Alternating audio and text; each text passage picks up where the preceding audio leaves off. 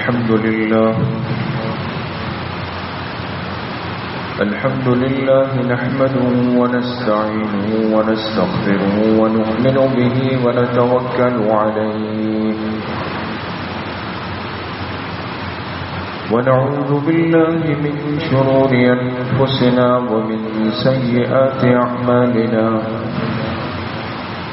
من يهده الله فلا مضل له ومن يضلل فلا هادي له ونشهد أن لا إله إلا الله وحده لا شريك له ونشهد أن سيدنا وسندنا ونبينا ومولانا محمدا عبده ورسوله صلى الله تعالى عليه وعلى آله وأصحابه أجمعين أما بعد فأعوذ بالله من الشيطان الرجيم بسم الله الرحمن الرحيم كم من فئة قليلة غلبت فئة كثيرة بإذن الله والله مع الصابرين وقال رسول الله صلى الله عليه وسلم الحسن والحسين سبطان من الأسباط صدق الله وصدق رسوله النبي الكريم ونحن على ذلك لمن الشاهدين والشاكرين والحمد لله رب العالمين. درود شریف پڑھیں. اللهم صل على محمد وعلى آل محمد كما صليت على إبراهيم وعلى آل إبراهيم إنك حميد مجيد. اللهم بارك على محمد وعلى آل محمد كما باركت على إبراهيم وعلى آل إبراهيم إنك حميد مجيد. میرے محترم دوستوں، بھائیوں، بزرگوں، آج اسلامی سال کے پہلے مہینے محرم الحرام کا 10واں دن ہے، جس کو عاشورہ محرم کہا جاتا ہے. اور اتفاق ایسا بھی ہے کہ اس سال کا جو عاشورہ کا دن ہے وہ جمعے کے دن میں ہے.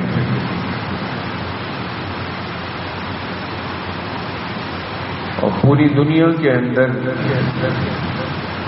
کسی بھی درجے میں اسلام سے مناسبت رکھنے والا، چاہے وہ ظاہری طور پر ہو چاہے حقیقی طور پر ہو، وہ اپنے اپنے انداز میں اپنے اپنے طریقے سے ان ہستیوں کا تذکرہ اور ان ہستیوں کی یاد تازہ کرنے میں لگا ہوا ہے جو آج سے تقریباً 1390 سال ہجری پہلے میدان کربلا میں شہید کیے گئے. آج تک ان کا تذکرہ کیوں زندہ ہے اور لوگ کیوں ضروری سمجھتے ہیں؟ اس کی وجہ یاد رکھیں کہ نسبت کی بنیاد پر اچھائی کا تذکرہ بھی زندہ رہتا ہے اور نسبت کی بنیاد پر برائی کا تذکرہ بھی زندہ رہتا ہے. اگر نسبت اعلیٰ ہو، اچھی ہو، قیمتی ہو تو یقین کریں کہ صدیاں گزر جائیں گی لیکن ان کے مبارک تذکرے کبھی ختم نہیں ہو سکتے.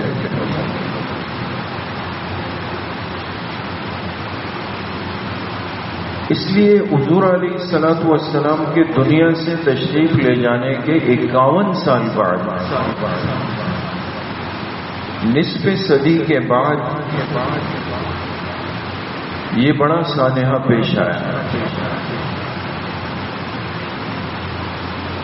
اور چھوٹا واقعہ نہیں تھا، اس لیے کہ بڑے مبارک لوگ، بڑے قیمتی لوگ، جن کے پاس صرف حضور علیہ الصلوۃ والسلام کی صحبت کی نسبت نہیں تھی، بلکہ جن کے پاس حضور کی نسب کی نسبت بھی تھی، جن کے جسموں کے اندر، جسم کی رگوں کے اندر جو خون دوڑ رہا تھا، جو خون چل رہا تھا، وہ عام خون نہیں تھا، وہ اس کائنات کی سب سے اعلیٰ، سب سے عرفہ اور سب سے بلند ہستی رحمت کائنات جناب رسول اللہ صلی اللہ علیہ وسلم کے مبارک خون کے اثرات تھے، اس مبارک خون کا حصہ تھا جو ان جسموں کے اندر، ان رگوں کے اندر گردش کر رہا تھا،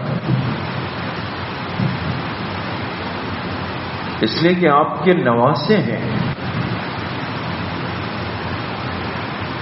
اور پھر صرف نواسے نہیں، بعض رشتے ایسے ہوتے ہیں کہ جن کی محبت لازوال ہو جاتی ہے، بے مثال ہو جاتی ہے۔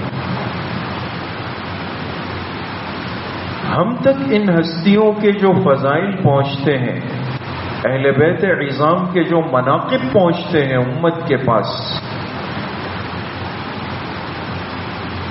وہ صحابہ اکرام رضوان اللہ علیہ مجمعین کی برکت سے پہنچتے ہیں۔ آج اگر امت کے پاس یہ فضائل موجود ہیں اور ہم اگر بیان کرتے ہیں کہ آپ علیہ الصلوۃ والسلام نے اپنی آل و اولاد کے بارے میں یہ باتیں ارشاد فرمائیں کہ میرے یہ دو نواسے یہ جنت کے نوجوانوں کے سردار ہیں، آپ نے اگر یہ فرمایا کہ میرے یہ دو نواسے یہ تو میرے دنیا کے دو پھول ہیں، آپ نے اگر یہ فرمایا کہ یہ دو نواسے یہ عام نہیں، سبتم من الاسباط، ہر آدمی کے نواسے ہو سکتے ہیں، لیکن یہ میرے دو محبوب نواسے ہیں، خاص نواسے ہیں۔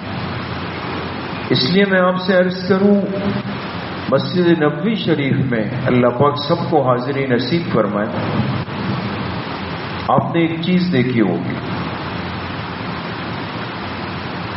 بالکل حضور علیہ الصلوۃ والسلام کے روضہ مبارکہ کے ساتھ جو صفیں پیچھے چلتی ہے، جو پہلی چھتریاں لگی ہوئی، اگر وہ کھل جائے تو کھلا آسمان نظر آتا ہے، تو ارد گرد جو چار دیواری ہے اس پر آپ غور کریں گے تو ترکی خلافت کے زمانے کی تعمیر ہے، اور انہوں نے اوپر گول گول دائرے بنا کر مختلف صحابہ کے ائمہ کے نام لکھے ہوئے ہیں،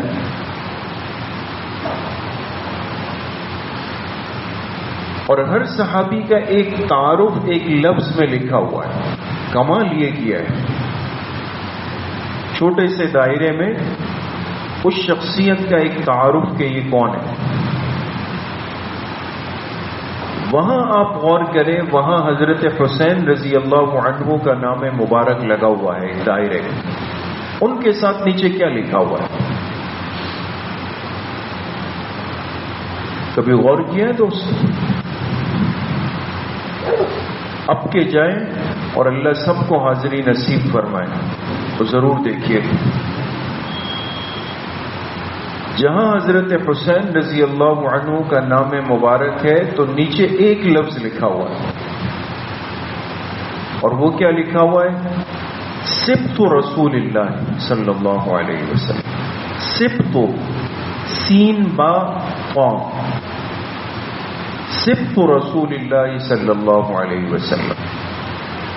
اور میں نے ابھی آپ کے سامنے ترجمہ کیا کہ سبط کا کیا ترجمہ ہے؟ نواسا۔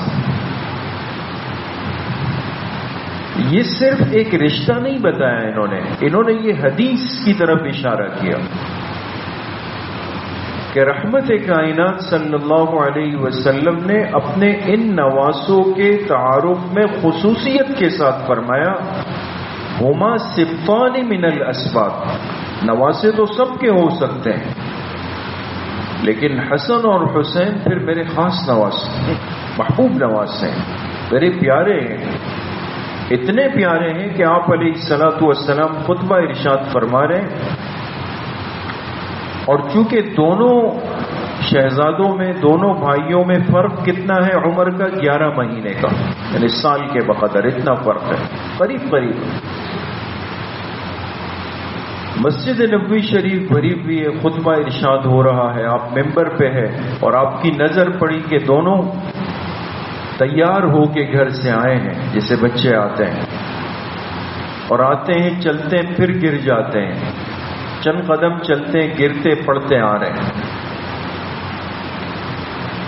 تو صحابہ فرماتے ہیں آپ علیہ الصلوۃ والسلام نے خطبہ روکا، ممبر سے نیچے تشریف لائے، دونوں نواسوں کو گود میں اٹھایا، پھر ممبر پہ تشریف لے گئے، دونوں کو بوسہ دیا اور فرمایا کہ یہ حسن اور یہ حسین یہ جنت کے نوجوانوں کے سردار جن کے لیے خطبہ روکا گیا۔ ایک صحابی فرماتے ہیں کہ میں آیا آپ علیہ الصلوۃ والسلام کے ساتھ نماز میں حاضر ہونے کے لیے، تو جب ہم سجدے میں گئے تو معمول کے خلاف بہت طویل سجدہ ہو گیا اور مجھے ایسا لگا کہ شاید آپ سر اٹھا چکے ہوں، مجھے محسوس نہیں ہوا، تو میں نے نیچے سے سر اٹھایا تاکہ دیکھ سکوں۔ تو جب میں نے سر اٹھایا تو دیکھا کہ تمام لوگ سجدے میں، مطلب یہ آج کا سجدہ طویل ہوا ہے، اتنا طویل سجدہ، تو مجھے محسوس ہوا کہ جیسے کوئی بچہ ہے اور آپ علیہ الصلوۃ والسلام کے مبارک کندھوں پر بیٹھا ہوا ہے،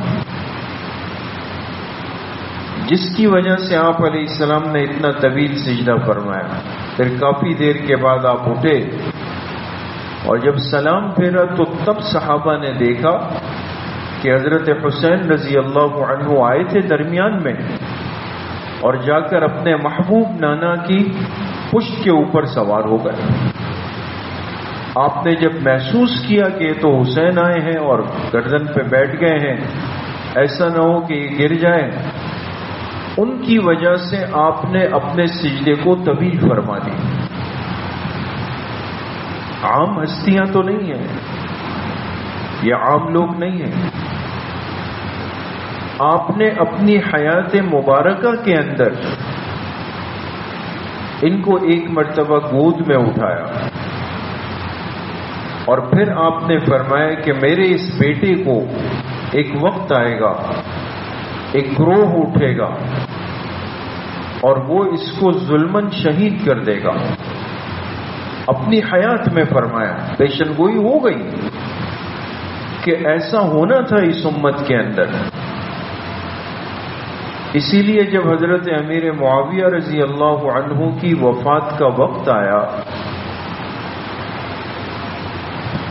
تو اپنی وفات سے پہلے جب انہوں نے اپنے بیٹے کو ولی عہد نامزد کیا یزید کو، تو ان کو بلا کر کچھ نصیحتیں کی تھی، لیکن اس میں خاص طور پہ ایک بات فرمائی تھی۔ آج یہ باتیں ہمارے پاس ہونی چاہیے دوست، عقائد کیا ہے، حقیقت کیا ہے۔ نعوذ باللہ ذہنوں میں یہ تصور نہ آئے کہ ان ہستیوں میں آپس میں کوئی کھینچا تانی تھی، کوئی خدا نخواستہ کوئی نفرتیں تھی، خدا نخواستہ کوئی حکمرانی کی جنگ تھی، کرسی کے لیے آپس میں نہیں۔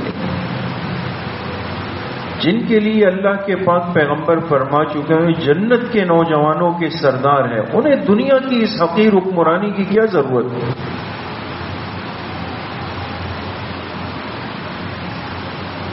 تو جب حضرت امیر معاویہ رضی اللہ عنہ دنیا سے تشریف لے جا رہے ہیں، آخری وقت آئے تو اپنے بیٹے کو بلایا اور اس سے کہا کہ دیکھو مجھے ایک خطرہ لگتا ہے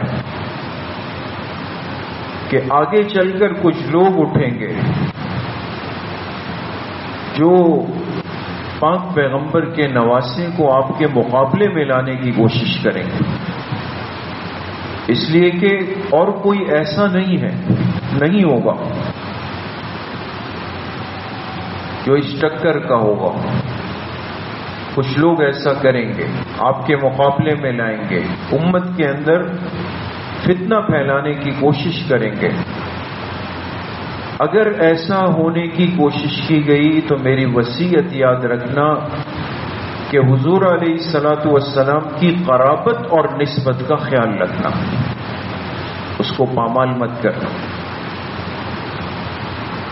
بڑے تو نصیحت کر کے گئے دوستو کہ بھئی ایسا نہ ہو جائے، نقصان نہ ہو جائے۔ یہی وجہ ہے میرے دوستو بزرگوں کے جب حضرت حسین رضی اللہ عنہ کو خطوط آئے نا کوفہ سے، وہ اتوار کی مجلس میں بہت تفصیل سے بات کر چکے ہیں، میں اشارتاً بس چند باتیں کر رہا ہوں۔ کوفہ سے خطوط آئے اور خطوط کوئی 4-5 نہیں، 20 نہیں، سینکڑوں نہیں، ہزاروں کی تعداد، ہزاروں خطوط آئے، اور خط لکھنے والوں کا مضمون ایک ہی ہے۔ مضمون کیا ہے کہ آپ تشریف لائیں اور ہم آپ کے ہاتھ پر بیعت کے لیے ہم تیار بیٹھے ہوئے، ہم آپ کے ہاتھ پر بیعت کے لیے تیار بیٹھے ہوئے۔ اس لیے دوستو بزرگوں یاد رکھیں کہ بیعت کا مطلب صرف ظاہری الفاظ پڑھنا نہیں، بیعت تو ایک معاہدہ ہے، ایک معاملہ ہے دوستو۔ وہ ایک اللہ والے کے پاس ایک شخص گئے نا، ایک شخص گئے، ان سے کہا کہ حضرت میں بڑی دور سے آیا ہوں۔ کیوں آئے؟ کہا بیعت ہونے آیا ہوں آپ سے۔ انہوں نے جواب میں کیا فرمایا؟ فرمایا بیعت تو بیع ہے، بیعت تو بیع ہے۔ بیع کس کو کہتے ہیں عربی میں؟ خرید و فروخت کو دوست کا بیعت تو بیع ہے۔ اگر اس کے لیے تیار ہو کہ ہاتھ صرف ہاتھ پہ رکھنا نہیں ہوگا، پھر جو آپ سے کہا جائے گا اس مطالبے کو پورا کریں گے، اس بیع پر پورا اتریں گے، تب تو حاضر ہیں۔ اور اگر صرف لفظی طور پہ آپ چاہتے ہیں کہ کل لوگوں سے کہوں کہ جی ہم تو فلاں حضرت کے ہیں، کر اپنی رہیں اور لفظی بیعت ہے، تو یہ تو ایک بے مقصد سی بات ہے۔ آپ کو دین اسلام کے احکامات میں بیعت کی وہ خاصیت اور وہ اہمیت ملے گی کہ ہلکے پلکے شخص سے یا کسی متنازع شخص سے یا غیر واضح شخص سے یا کسی فاسق و فاجر سے بیعت کے لیے کوئی سنجیدہ خاندانی بندہ کبھی تیار نہیں ہوا، چاہے اس کی جان گئی۔ حالانکہ بیعت میں صرف ہاتھ رکھنا ہے نا، ہاتھ دوسرے کے ہاتھ میں رکھنا ہے، لیکن قیامت تک کی امت کو ایک سبق دے دیا۔ وہ کسی نے کہا تھا دنیا کے سب یزید اسی غم میں مر گئے، سر مل گیا حسین کا، بیعت نہیں ملی۔ سر تو دے دیا، کٹوا دیا، لیکن جو خواہش تھی کہ بھئی یہ ہاتھ میں ہاتھ رکھ کے بیعت کر لے، اس کے لیے تیار نہیں۔ یہ معمولی عمل نہیں ہوتا۔ اور کئی بار یہ بات عرض ہوئی آپ حضرات سے، ہمارے ہاں ایک شعر بڑا فارسی کا ان دنوں میں خاص طور پہ پڑھا جاتا ہے بعض نے کہا کہ یہ علامہ اقبال کا ہے، بعض نے کہا کہ یہ حضرت خواجہ معین الدین چشتی اجمیری رحمۃ اللہ علیہ نے فرمایا۔ لیکن اشعار بڑے عجیب ہیں دوستو۔ آپ نے دیکھا ہوگا کسی نے گاڑی پر، کسی نے گھر پر، کسی نے دکان پر، ہر ایک نے اپنی اپنی عقیدت کے ساتھ لگائے ہوئے ہوتے ہیں۔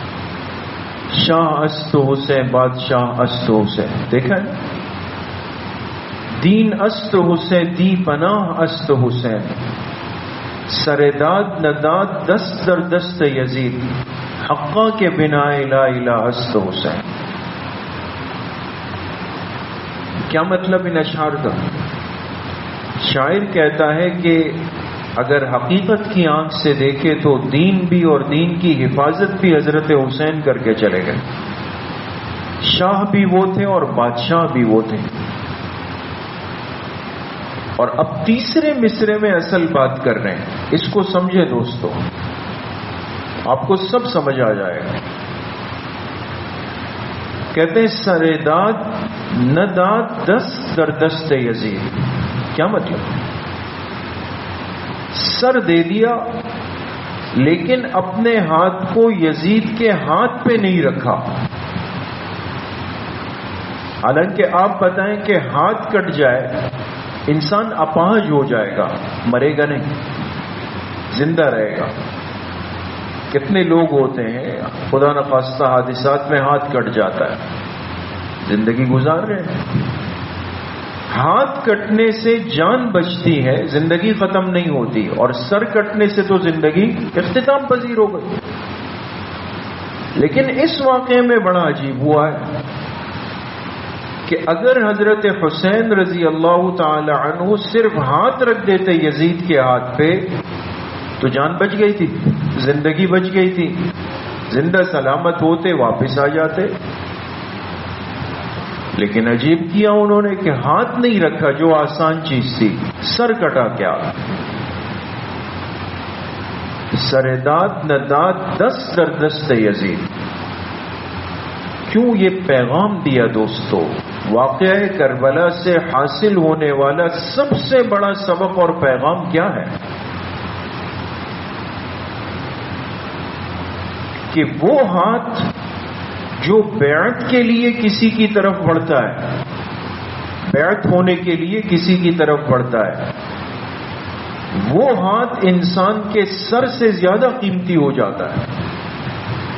اس لیے کہ اب اس بیعت نے فیصلہ کرنا ہے دنیا کے اختتام تک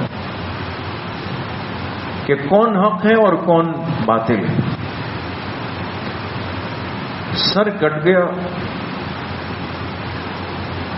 زندگی کا اختتام ہو گیا، لیکن ہاتھ نہیں بڑھایا، سمجھا دیا کہ جو سمجھ میں نہیں آیا، جس پر اطمینان نہیں ہوا، جو حق پر نہیں تھا، جسے اہل بیت نے باطل سمجھا، حضور کے خانوادے نے جس پر اعتماد نہیں کیا، تو پھر امت کو پیغام دے دیا کہ ایسے شخص کے ہاتھ پر حسین اور حسینی بیعت نہیں کرے گا، اس کے لیے ہاتھ نہیں بڑھائے گا، سر کٹ جائے گا، ہاتھ نہیں بڑھے گا۔ اور جس پر اطمینان ہوگا، جس کو حق سمجھیں گے، اس کے ہاتھ پر بیعت ہونے میں ہم لمحے کی دیر بھی نہیں لگاتے۔ یہ پوری کہانی بیان کرے دوست۔ یہاں سر کاٹ دیا، ہاتھ نہیں بڑھایا، لیکن اس سے پہلے آ جائیں نا دوستو، اس سے پہلے بھی تو خلفاء گزرے، حضرت ابوبکر صدیق رضی اللہ عنہ، حضرت عمر رضی اللہ عنہ، حضرت عثمان رضی اللہ عنہ، اور پھر خود حضرت حسن رضی اللہ تعالی عنہ نے اپنی خلافت اپنی رضامندی اور خوشی سے حوالے کی حضرت امیر معاویہ رضی اللہ عنہ۔ ان سب ہستیوں کی بیعت کرنے میں تو ان حضرات نے لمحوں کی دیر بھی نہیں لگائی، فوراً بیعت کی، اور صرف بیعت نہیں کی، پیچھے آ کے صف میں جب تک وہ خلیفہ رہے، امیر رہے، ان کے پیچھے نماز بھی پڑھی۔ ان کو اپنا امام بھی مان لیا. اور میں ہمیشہ مثال دیتا ہوں، ایک مثال سمجھانے کے لیے، اگر مجھے محلے کی مسجد کے امام صاحب پر اعتماد نہیں رہے نا، میں دور کی مسجد میں جا کے نماز پڑھوں گا، وہاں پڑھنا میں اپنی غیرت کے خلاف سمجھوں گا.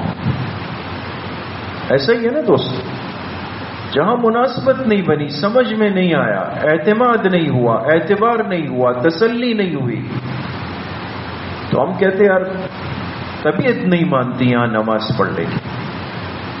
محلے کی مسجد کے امام پر اگر طبیعت نہیں مانے تو آج کا کمزور مسلمان اس کے پیچھے نماز نہیں پڑھے گا.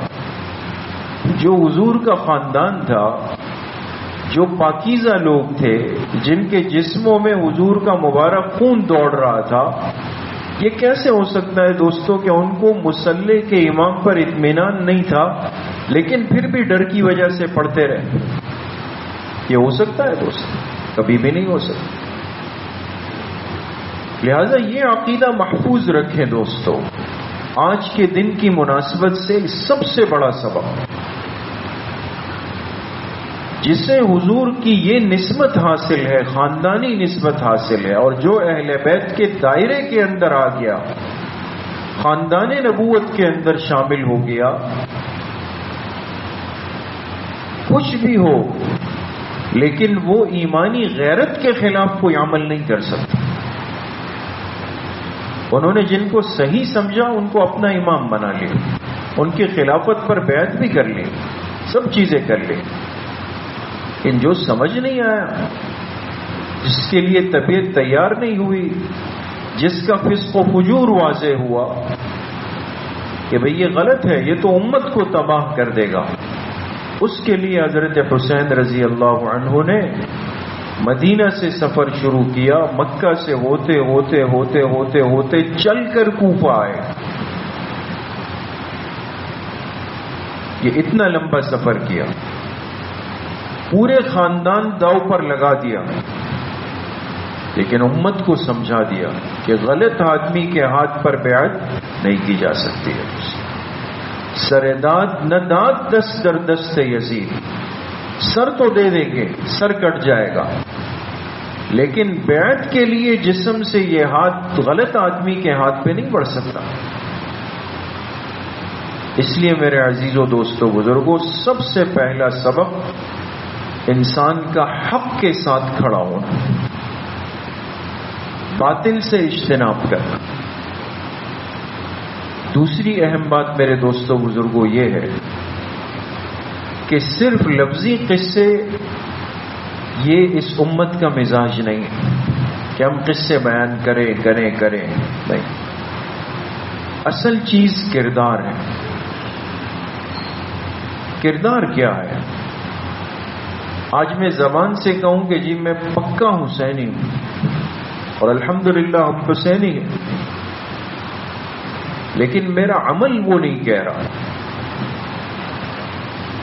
عمل کچھ اور بتاتا ہے، زندگی کچھ اور بتاتی ہے، رہن سہن کچھ اور بتا رہا ہے، کردار گفتار کچھ اور بتا رہا ہے، معاملت معاشرت کچھ اور بتا رہے ہیں. وہ سب چیزیں غلط ہے. اس میں یزید کی اتباع چل رہی ہے اور ظاہری طور پر لفظوں میں جی ہم حسینی. اس لیے اپنی زندگی کو حسینیت والی زندگی پر لانے کی ضرورت ہے. اپنے کردار کو کردار حسینیت میں تبدیل کرنے کی ضرورت ہے. تب جا کر یہ ثابت ہوگا کہ واقعتاً ہمارے دلوں کے اندر جناب نبی کریم صلی اللہ علیہ وسلم اور آپ کے اہل بیت کی صحیح اور سچی عقیدت اور محبت موجود ہے. اللہ کریم مجھے بھی آپ سب کو صحیح عمل کی توفیق نصیب فرمائے. الحمدللہ رب العالمین، والصلاة والسلام علی سید الانبیاء والمرسلین سیدنا و مولانا